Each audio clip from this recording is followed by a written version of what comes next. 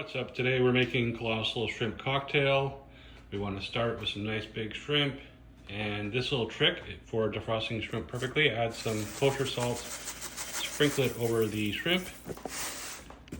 After sprinkling, just gently get the salt coated on the shrimp, and now we wait. And for our next step, we want to set aside our aromatics. For this, poaching the shrimp, we want to get some black peppercorns, some bay leaves, and then for the garlic, just smash the garlic. Don't chop them up because we're only going to be removing them from the poaching fluid eventually anyways. So over here, we have a pot, turn that on high. Once it's turned on high, we're going to add the shrimp and turn it down to simmer and simmer for 25 minutes. Now we're going to add the shrimp into the simmering water.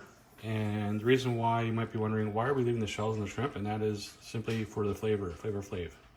So let's add the shrimp in and let those simmer for 20 to 25 minutes. And here you have it. After chilling in the refrigerator for 15 to 20 minutes, you've got your final shrimp cocktail ready for enjoying.